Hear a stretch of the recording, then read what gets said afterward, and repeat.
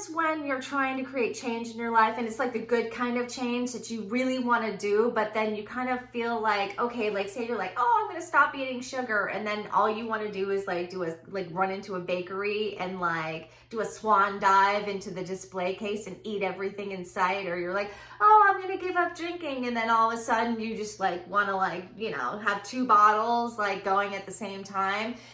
It's called resistance, and it's totally normal. Even for the change that we want to make, the change that's positive in our life, we're just hardwired to not want to go through change, even though that's all we experience in our life is change, whether we want it or not.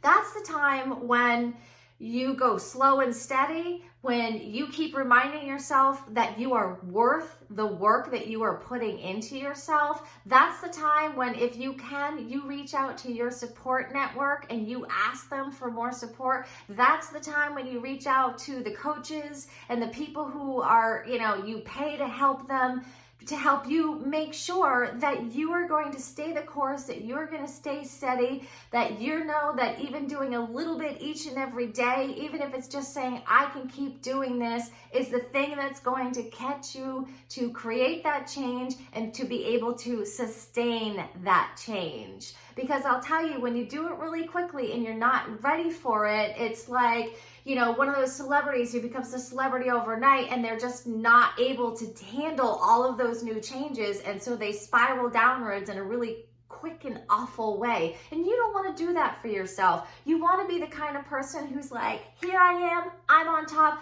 I can do this, and I can stay that way because I deserve to have the life that I want to create. So start surrounding yourself with the things that you love that are going to motivate you to create those changes and declutter the stuff that you no longer love.